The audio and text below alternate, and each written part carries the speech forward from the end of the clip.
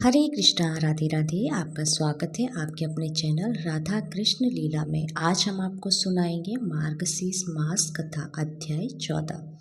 भगवान कहने लगे कि इस प्रकार मार्गशीर्ष शुक्ल पक्ष में एकादश का व्रत करके द्वादशी को दूसरे दिन विद्वानों को यथा विध उपचारों से मत्स्य उत्सव करना चाहिए। मार्गशीर्ष मास की दशमी के दिन बुद्धिमान नियम में स्थित होकर तथा विधि देवार्चना करके अग्नि कार्य करे।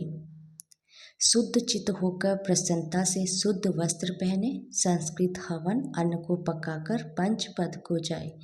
वहाँ पर पैरों को धोकर 8 अंगुल प्रमाण दूध वाले वृक्ष की दातुन करे। दांतों और जिह्वा को शुद्ध करे और अच्छी तरह आचमन करे तथा आकाश की तरफ देखकर मेरा ध्यान करे। जिसके हाथ में शंख चक्र और गदा धारण है, जो कोटि और पीताम्बर धारी है, कमल के समान प्रसन्न मुख वाले, समस्त लक्षणों से युक्त है, इस प्रकार ध्यान कर हाथ में जल लेकर सूर्य नारायण के बिंब में ध्यान कर उसका बिंब की तरह हस्ताजलिम से अर्घ देवी और ऐसा कहे कि हे पुंडारीक्ष, आज एकादशी में मैंने निराहार रहकर कल भोजन करूँगा, आप मेरी रक्षा करें। इस प्रकार कहकर रात्रि में मेरी मूर्ति के समीप बैठकर विधि व्रत नमो नारायण इस अष्टाक्षर मंत्र का स्वयं जप करे। बाद में द्वादशी के दिन समुद्र में जाने वाली नदी पर जाकर अथवा दूसरी नदी, तालाब या घर में ही नियम के अनुसार स्नान करे। प्रथम शुद्ध मृतिका को लेकर इस मंत्र से देव देवेश भगवान विष्णु को प्रणाम करे तो मनुष्य उसी समय शुद्ध हो जाता है।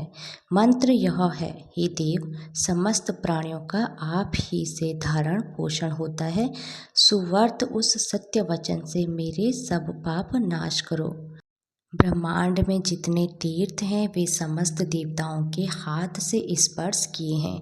अंत आपसे स्पर्श की गई और उड़ाई गई इस मिट्टी को उड़ाता हूँ। हे वरुणा, आप रस में समस्त नित्य रूप से स्थित हैं, इसलिए इस मृत्तिका गीली करके पवित्र कीजिए, देर नहीं करें। इस प्रकार अर्चना करने के पश्चात मिट्टी को ग्रहण करें और उसके 3 पिंड बनाकर पृथ्वी पर रख दे। शेष मिट्टी को अपने शरीर पर लेपन करे और उस जल में जिसमें सदैव मगर और कच्छप रहते हैं, अच्छी तरह स्नान करके अवश्य कर्मों को मंदिर में जाए। हे महायोगिनी, वहाँ जाकर नारियल हरिदेव आराधना करे और वह केशवाय नमो इस मंत्र से चरणों और श्री दामोदराय नमो इस मंत्र से कटिक्षाओं, नरसिंहाय नमो इस मंत्र से हृदय का और कौस्तुम्भाय नमो इस मंत्र से कंठ का और श्रीपते नमो इस मंत्र से वक्ष स्थल का, श्री लोक्य विजय नमः इस मंत्र से बाहु का। इस प्रकार भगवान नारायण का पूजन करके फिर भगवान के सामने 4 घर स्थापन करे। उन घटों को जल से भरकर फूलमाला पहनावे, सफ़ेद चंदन लगावे, श्वेत चंदन से आच्छादित करे तथा स्वर्णा सहित तिल से पूर्ण ताम्र पात्रों को घटों के ऊपर रखे। चारों घटों को 4 समुद्र मानकर उन घटों के मध्य भाग में सुवस्त्र सुंदर पीठ स्थापित करे। उस पीठ पर स्वर्णा, चांदी, ताम्र अथवा काष्ठ का पात्र रखे। इन पात्रों के अभाव में प्लास पात्र स्थापित करे। जनार्दन भगवान को स्थापित करे तथा देव देव मत्स्य भगवान पांवों से युक्त करे और श्रुति वेद स्मृति से विभूषित करे और अनेक प्रकार के भक्ष्य पदार्थों तथा फल पुष्पों से शोभित करे। गंध पुष्प धूप वस्त्रों से यथाविधि पूजन करे।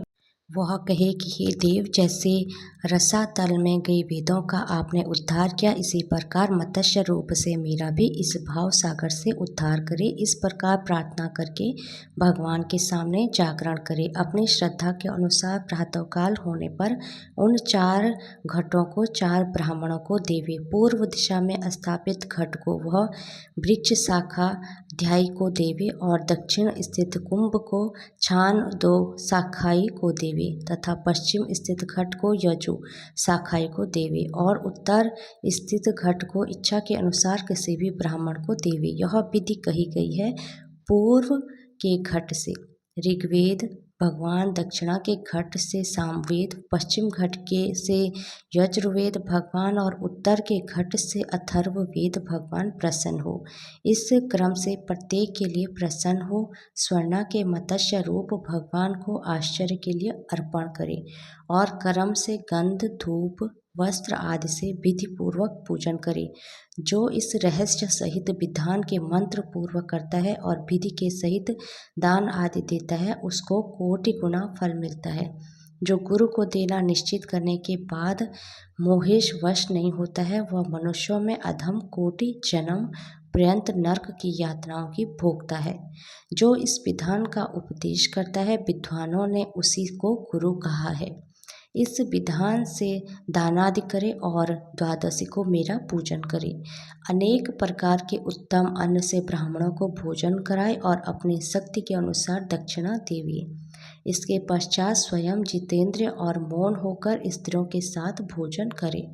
जो मनुष्य इस विधि से मत्स्य भगवान का पूजन करता है तथा उत्सव मनाता है, उस मनुष्य के पुण्य के फल को मैं आगे कहूँगा। आप सुनिए। यदि किसी के 10 लाख मुख और बाहु के तुल्य आयु हो तो वह भी धर्म को कहने में असमर्थ हो सकता है। जो मनुष्य इस श्रेष्ठ द्वादशी कल्प को कहता है अथवा सुनता है, वह समस्त पापों से मुक्त हो जाता है। हरे कृष्णा, राधे राधे। भगवान श्री कृष्ण और राधा रानी की कृपा आप सभी भक्तों पर हमेशा बनी रहे। जय श्री राधे।